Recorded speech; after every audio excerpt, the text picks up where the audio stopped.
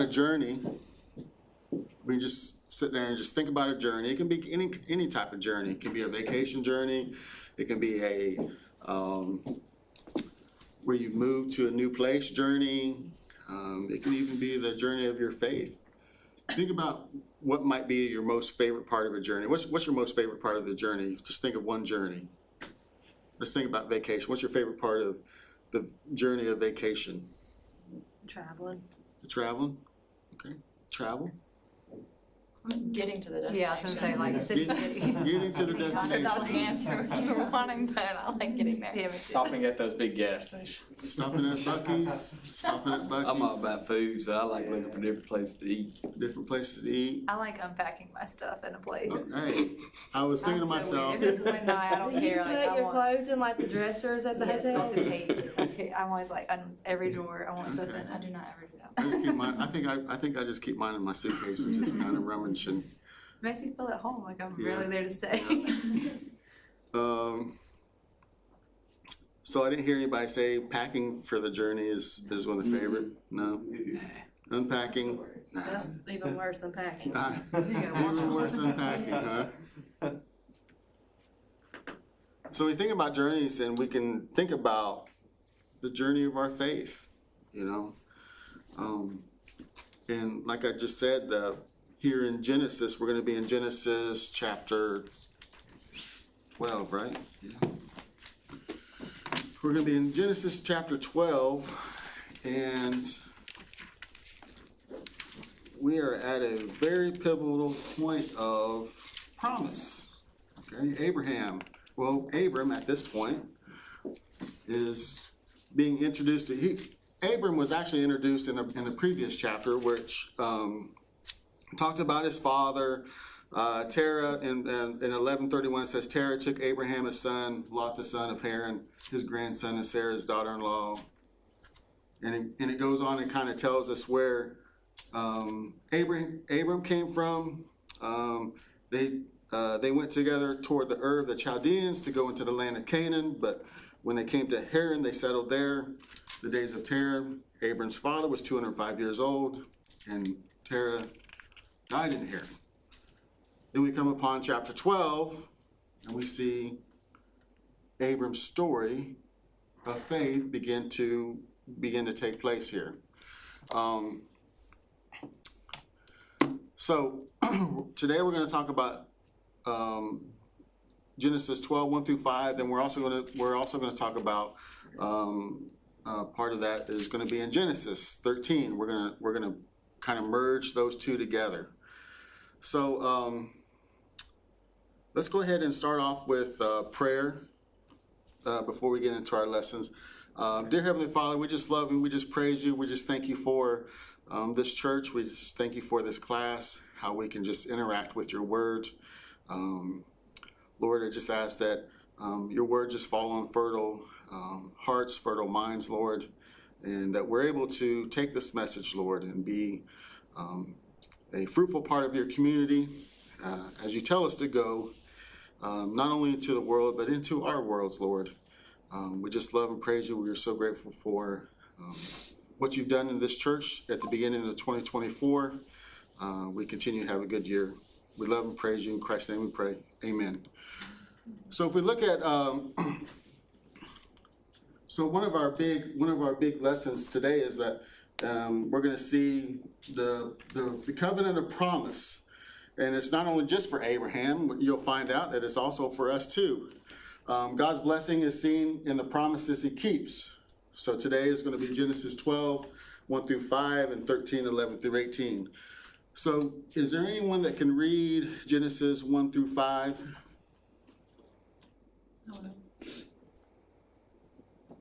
Now the Lord said to Abram, Go from your country and your kindred and your father's house to the land that I will show you, and I will make of you a great nation, and I will bless you and make your name great, so that you will be a blessing.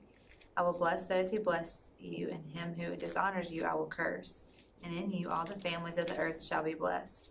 So Abram went as the Lord had told him, and Lot went with him. Abram was 75 years old when he departed from Haran. And Abram took Sarah his wife, and Lot his brother's son, and all their possessions that they had gathered, and the people that they had acquired in Haran, and they set out to go to the land of Canaan. When they came to the land of Canaan, sorry, Bless you. sorry to be sitting. I was like, So, it's 5, right? Okay, yeah. yeah. So what you'll see, you're going to see the theme of covenants in the Old Testament. So we have the we're gonna get into Abraham's covenant here. Noah had a covenant, right? Adam had a covenant. We'll see that David has a covenant. So we're going to see this theme here of covenants, and here we're going to see Abraham's covenant. Now, one of the most influential words I believe that's in the Bible is the word go. You know, when we see the word go, we're going to see the word go, but we're also going to see some instruction after that word go. God's just not going to tell you to go and just have you aimlessly wander out to where he wants you to go, right? We'll see go from your land. Has anyone ever moved from a new place, or are they all here from Meridian? You guys all here from Meridian? No? I've moved. No. You've moved? Where have you lived at? San Antonio, San Antonio? Fredericksburg. So our family's a military family. We moved every 3 years. Okay? Sometimes it was a hassle. So when you move to a new place, there's a lot of unknowns, right? Unknown of where you're going to live at, or where you're going to work, or where, if like our kids, like where are they going to go to school at? You know, are they going to meet some they're going to meet some friends? So we see Abram, he's going to go to a new land. So he's actually was born in Ur. He's living in Haran right now. And he says, go from your land, go from your relatives. So he's going to leave the place where he grew up at. He's going to leave. He's going to leave his relatives, right? So, you know, when we move, we're probably going to move from our relatives too if we move to another place, right? And your father's house to the land that I will show you. Now, in verse 2, we're going to start seeing we're going to see 7 parts of a promise. He goes in verse 2, I will make you into a great nation. Okay, I will make you into a great nation. Now, as we continue to work through these promises, think about Abram, and think about Sarah. Think about their situation right now. Okay, remember that Sarah is barren, right? Abram, he doesn't have any sons. Okay, so if you think about this promise that he's laying down into Abram, I will make you into a great nation. Well, to be a great nation, he's got to have a son, right? He's got to have a son. He doesn't have a son yet. The second one, I will bless you. I will bless you. Now, he already has a lot of things, so to speak. He's already got a lot of things, but we're going to see Abram being blessed. Throughout the story, you'll pick up where Abram actually receives blessings from the Lord, right? The third one, I will make your name great. I will make your name great. Now, throughout the story in the Old Testament, you'll always hear him say, the God of Abraham, the God of Isaac, the God of Jacob. If you look in Acts, the story of Stephen was actually they cast lots and he replaced Judas, right? Stephen did a lot of great miracles. I mean, he was doing things. He was full of the Spirit. He was healing. He was proclaiming the name of Jesus. But he got arrested. But when he came in front of the council, guess where he started at? He started at the God of Abraham. He was connecting Abraham to the council, to him. He was like, this is where it all started. So we'll see that Abraham's name will be great. He goes, you will be a blessing. Abraham blessed those that he was around. There was people just throughout many of the stories that we'll encounter as you continue on in Genesis, and you'll see that the interactions with Abraham, those who interacted with Abraham were also blessed. He goes, I will bless those who bless you. I will curse anyone who treats you with contempt. Now, probably one of the most important parts of this promise is at the very end of verse 3. All the peoples on the earth will be blessed through you. All the people. So we see a reference to Jesus here. It's messianic right here. He goes, all the peoples of the earth will be blessed through you. Then if you look at Revelations, I think it's in Revelation 7, you'll see that part of the promise there, because you see all people, all tongues, all cultures will all be around the throne. So one of the most important parts of this promise is Jesus, which is being referenced here in the latter part of verse 3. So Abram went just as he had told Lot, and Lot went with him. So we see the parts of the promise that we see Abram being able to hear. So believers demonstrate trust in God through obedience. So what part did Abraham have to do with this promise here? What was Abraham's part in all of this? You just have to go from his land. He just had to go. He just had to obey. Okay, and that's a part of the go that we'll encounter too. We just got to go. And we have to obey. So we see Abraham's obedience. We'll continue to see as we move a little bit farther into the verses. So Abraham went. He obeyed. That's the most important part of the promise that's being bestowed upon Abraham, as the Lord had told him, and Lot went with him. Abram was 75 years old when he left Haran. He took his wife Sarah, his nephew Lot, all the possessions that he had accumulated, and the people they had acquired in Haran, and they set out for the land of Canaan. Can we put up the map? So we'll kind of get an idea of what the landscape, or what Abraham. So you can see all the way down here. That's Ur. So that's where Abram is from, and you can kind of see the journey that his family had as they continue to come up through here. You can see the Euphrates River, which is probably the most. You have that river, you have that water source. They come all the way up to Haran. Haran's right here, and that's where they settled, and that's where they're at currently.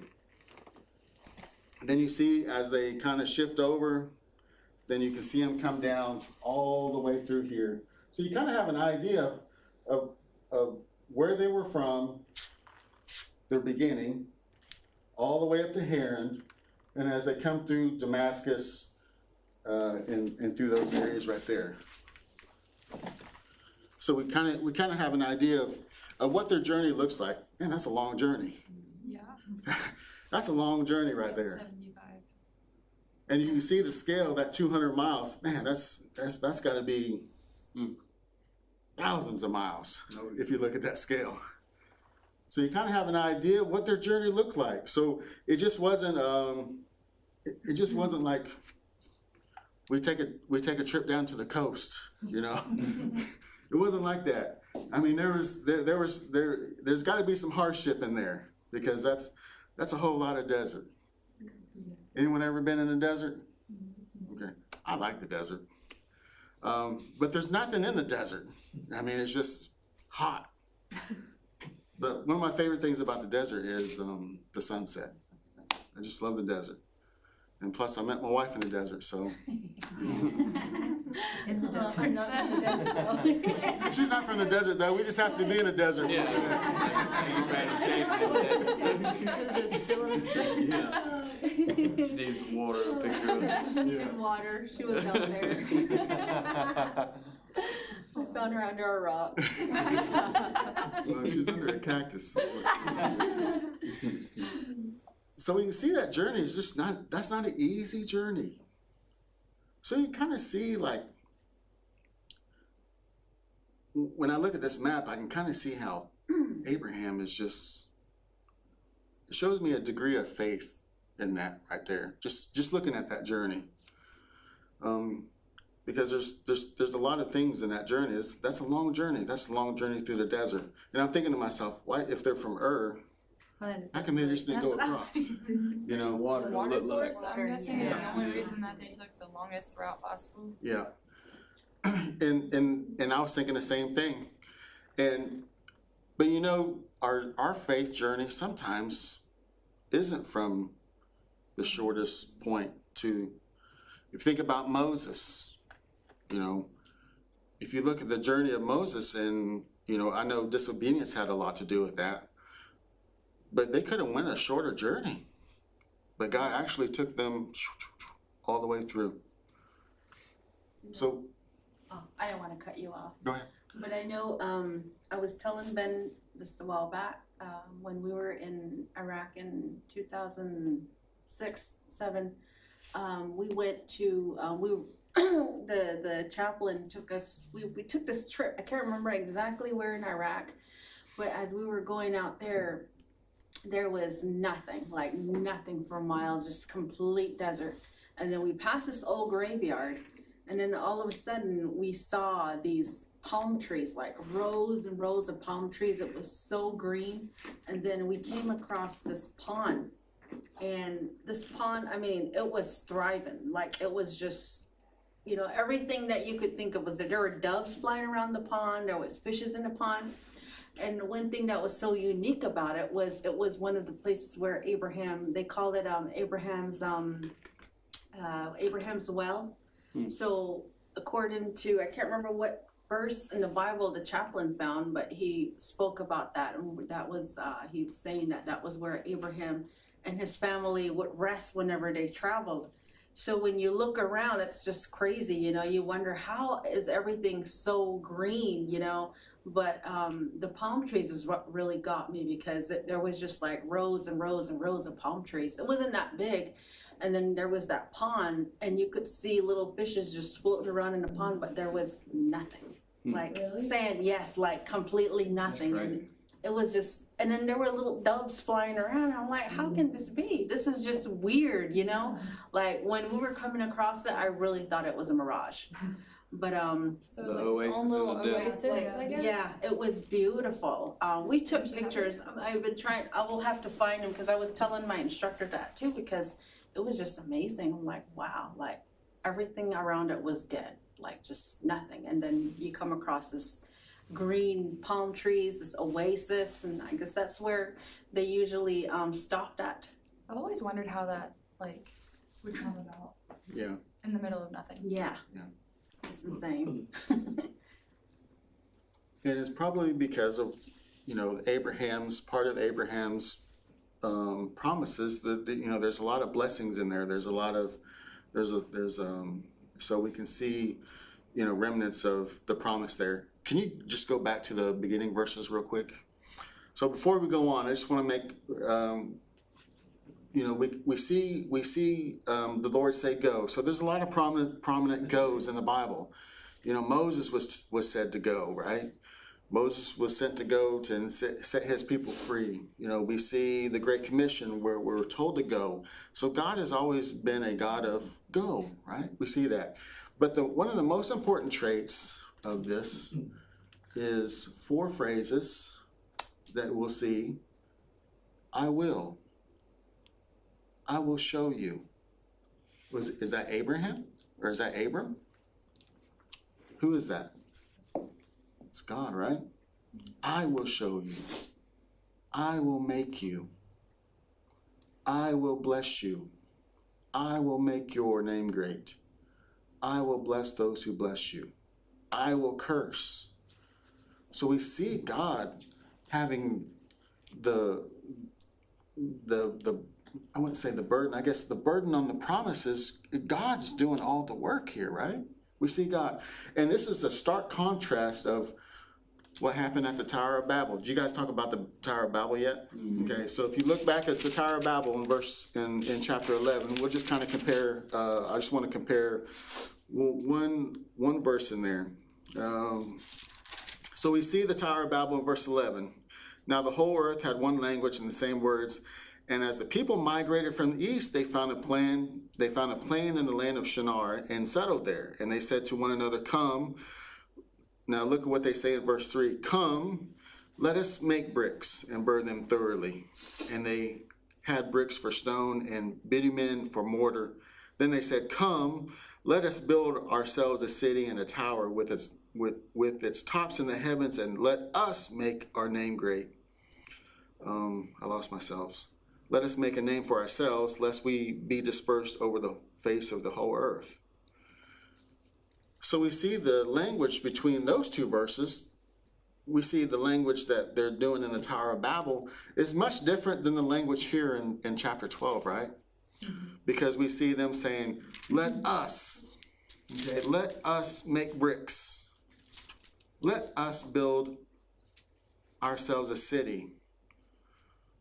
Let us make our name for ourselves.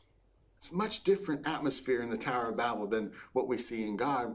When we see God say, I will bless you. I will make your name great.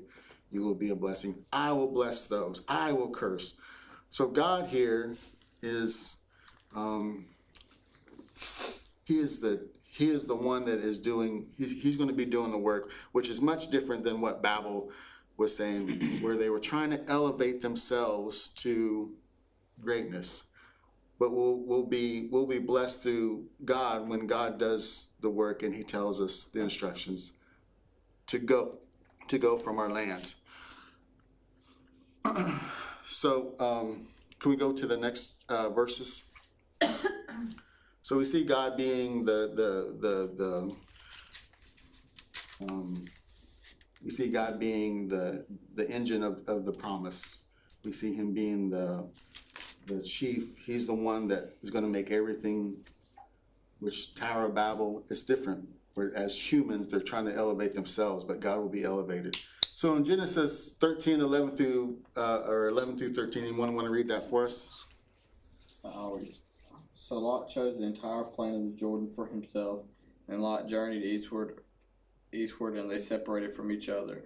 Abram lived in the land of Canaan, but Lot lived in the cities on the plain and set up his tent near the Sodom. Now the men of Sodom were evil, sinning immensely against the Lord.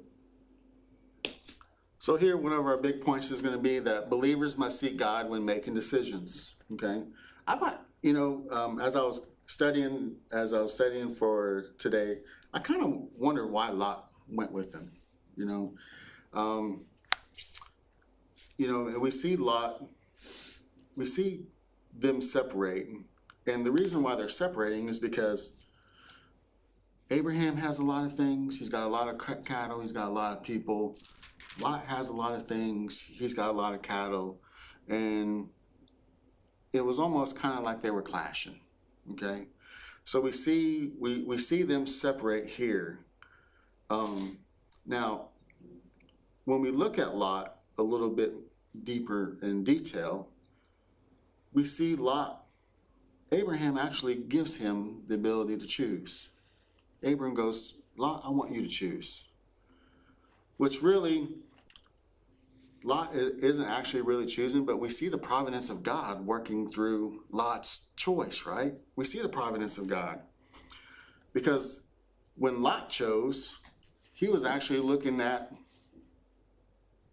the vegetation that was going to be most helpful for his cattle. He was probably thinking that he was getting the best land, right? He was probably thinking he was getting the best land. So when he looked it over, he's like, man, I want this part here. But what didn't he look at?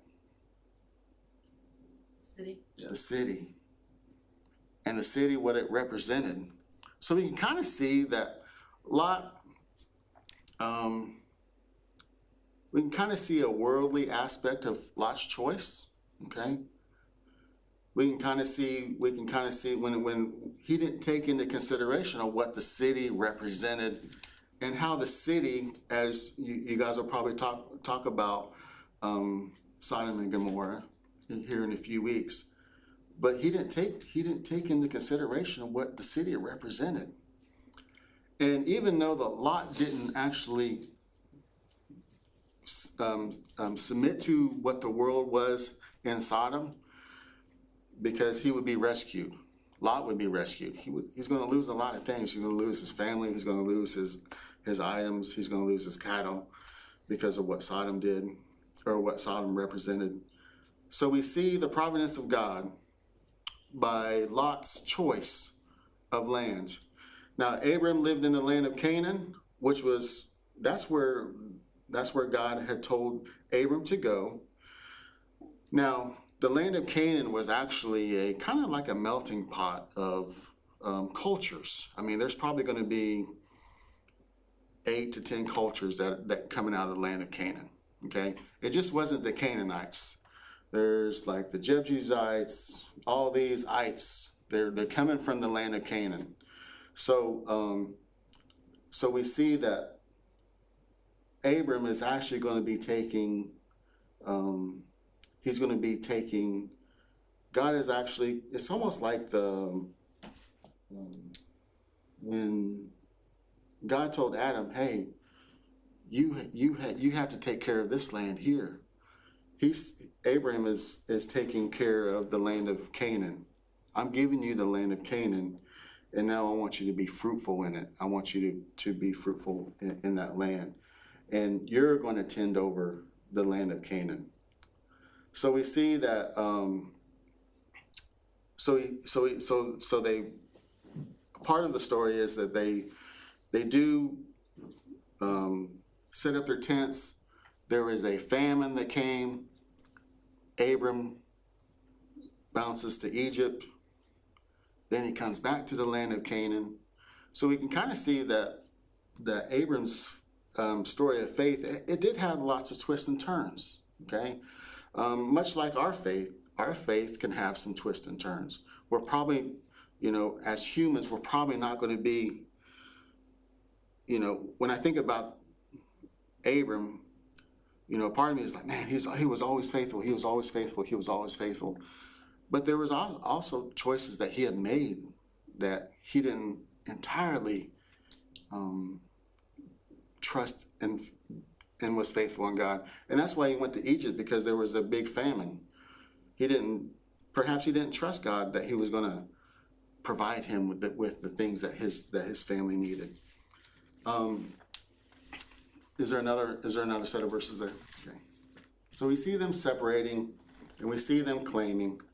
After Lot had separated from him, the Lord said to Abram, "Look from the place where you are. Look north, south, east, west. For I will give you and your offspring forever all the land that you see. I will make your offspring like the dust of the earth, so that if anyone could count the dust of the earth, then your offspring could be counted. Get up, walk around the land through its length, through its width, for I will give it to you." So Abram moved his tent and went to live near the oaks of Mamre of Hebron, where he built an altar of the Lord. So we see them claiming. Claiming the land. Lot is on one part of the land. Abram is at the place of promise. This is the place of promise. This is where Abram is going to. To settle down, and this is where promise begins for us. It's right here. We see promise when we read these, because Abram is able to go out, and he's able to really kind of stake his claim of what land that is going to be given. Now God had already said what part of the land he is, but a part of the promise is that we go out and we just stake it. We stake our claim in it. Okay? So we see that I will make your offspring like the dust of the earth. We think about what the dust of the earth is. Can that be counted? Can that be quantified? According to Scripture, it can't be quantified. And that's where we see, this is where we see the promise as it trickles out through generations after generations. We're a part of this living promise that is being displayed here in in Abram. So one of the key doctrines is the New Testament speaks of the church as the body of Christ, which includes all the redeemed of all ages, believers from every tribe, tongue, people, and nation. So that's going to be a key doctrine as the promise here is being given throughout the Old Testament into the New Testament, and even into our context today. Every tribe, tongue, people, and nation. We see that. And just like the verses that in Revelation that I alluded to earlier, we see the throne, every tongue, every nation, every culture. It's going to be there. It's going to be there, and that's a promise that we have. That's the hope of the future that we have. So we see one of the most important things that Abram does here is that he builds an altar to the Lord. Why do you think he built an altar to the Lord? Worship. To worship him. Okay? He believed in the promise that was spoken to him in the previous chapter. He believes that. And you'll see one of the key attributes of Abraham is that he's going to say, hey, this is where the Lord spoke to me at. This is where I'm going to build an altar. Because where God spoke in the Old Testament, that was holy land. Think about what Moses said, or what God said to Moses when he was at the burning bush. He goes, hey, you're on holy land. So Abram here is his action is like, hey, the Lord spoke to me here. I want to build my altar right here. So he builds his altar. So we see that God is working. God is continually throughout the promise working. So believers should celebrate God's faithfulness to his promise, right? And as believers, we should celebrate God's faithfulness to his promise, right? We should celebrate that. Probably one of my biggest celebrations here of late is like my son he's coming to church. We're having Bible studies in the morning. We're reading. That's God's faithfulness right there. So I can celebrate that with joy and with extreme thanksgiving. Because God is still working, and he's working from this promise here. This is the promise that he's working. So when our families and our friends, our workmates, people that's going to respond to the gospel today, this is a part of the promise here that we see, and we can celebrate that faithfulness. Just like I was speaking about how many did I say? 15. Bo's he can celebrate that. We can celebrate that God's faithfulness, because that's a way different culture than our culture, but we see the promise being spoken to, kind of like spoken into existence here. We see that in their context. We're responding to the same gospel. So we should celebrate. We should celebrate every day. We should celebrate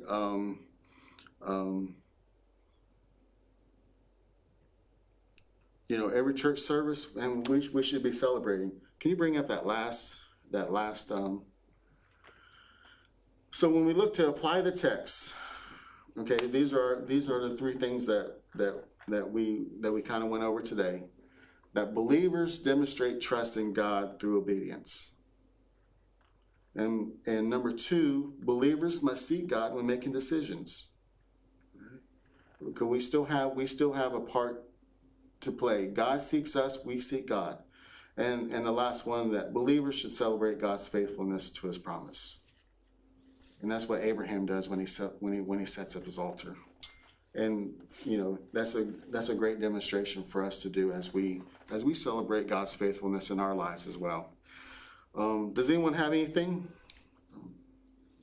Any input? I think that for the one thing that really stands out for me in this talking about Abraham is believers demonstrating trust in God through obedience is like, for instance, it takes me back like 3 years where being in the military for 20 years, I was so, I wasn't going to church on a regular basis. and a lot of the culture in the military is, you know, like I was in the Marines, so a lot of our celebration were in bars, you know, because, you know, that's where the Marine Corps was born.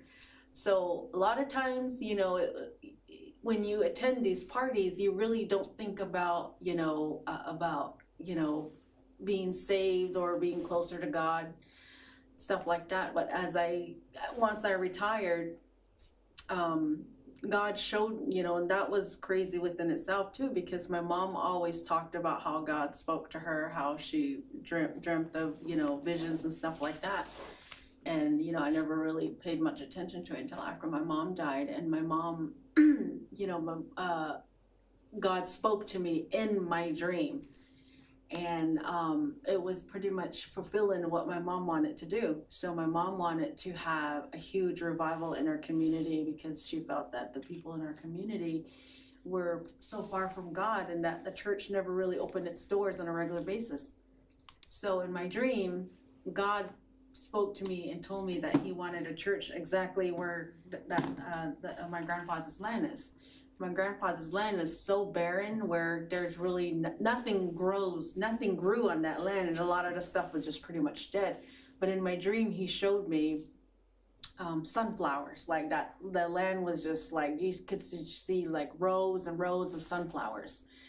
And, you know, he said, you know, he didn't say build a church. He said, that's where the church is going to be. And I didn't understand it. And I just kind of brushed it off. And then after a while, I had the same dream again. And then I'm like, okay. And I thought to myself, I'm like, God, what do you want me to do? Do you want me to build a church? What do you want me to do?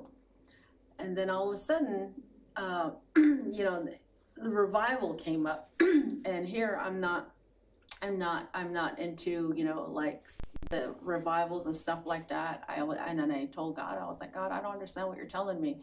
So I haven't been home in almost 20 years. Who's going to listen to me? Who's going to follow? Who's going to come to the church? You know? And then in my dream, he said, you know, everything will come together. I'll make it happen.